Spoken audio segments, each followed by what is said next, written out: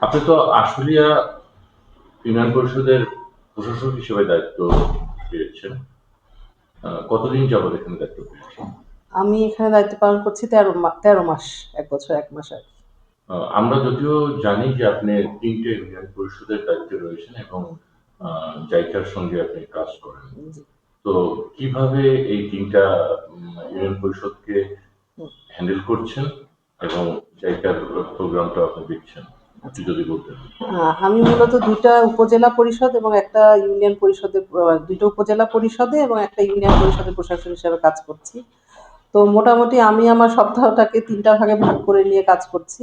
তবে যেহেতু এখন পরিবর্তিত পরিস্থিতিতে আমি প্রশাসক হিসেবে দায়িত্ব পালন করছি, আসলে ইউনিয়ন পরিষদের প্রশাসকের দায়িত্বটাকেই আমি টপ প্রায়োরিটি দিচ্ছি। যেহেতু এটাকে সরাসরি নাগরিকদের সেবা দেওয়ার একটা বিষয় আছে।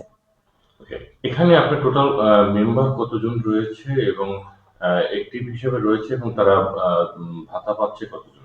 আচ্ছা, আমার এখানে টোটাল মেম্বার আছেন ৯ জন পুরুষ এবং ৩ জন মহিলা।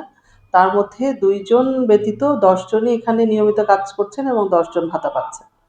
ওকে। নাগরিক সেবা মানুষ কতটা পাচ্ছে এবং 0 থেকে যে মৃত্যু সনদ এবং হুম, 0 বাচ্চাদের ০ সনদ, থেকে ১ বছর, এইটা হ্যাঁ। কতটা আপনারা পূরণ করতে পারছেন? আচ্ছা, আমরা বিগত বেশ কয়েক মাস যাবৎ ০ থেকে ১ বছরের বাংলাদেশ সরকারের যে টার্গেটটা আছে, সেটাকে পূরণ করছি।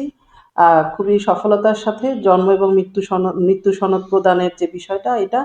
আর নাগরিক সনদের বিষয়ে যেটা হচ্ছে যে আমাদের রবি এবং বুধবার এই ২ দিন করে আমরা নাগরিক সনদপত্রগুলো সাথে আসলে করে দিচ্ছি এবং সপ্তাহের অন্যান্য দিন আসলে রবি এবং বুধবারের কথা বলে দেয়া হচ্ছে, ওদিন এসে ওনারা কালেক্ট করছেন।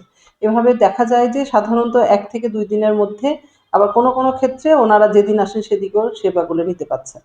এখন তো অনলাইনের মাধ্যমে জন্ম নিবন্ধন হুম, এবং মৃত্যু সনদগুলো সবগুলো করা হচ্ছে। জি। তো এখানে কত টাকা করে ফি নেওয়া হচ্ছে? এখানে সরকার নির্ধারিত যেটা ফি সেটাই আমরা নিচ্ছি। যে বয়সের জন্য যে ফিটা ধরা আছে সেটাই আমরা এখানে নিচ্ছি। ট্যাক্স কি আদায় হচ্ছে জি, আপনাদের? জি, ট্যাক্স আদায় হচ্ছে। সেক্ষেত্রে আমরা আমাদের এখানে অফিসেই ট্যাক্স আমরা কালেকশন করছি।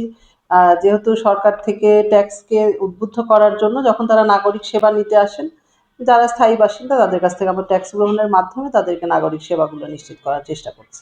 ধন্যবাদ আপনাকে। জি।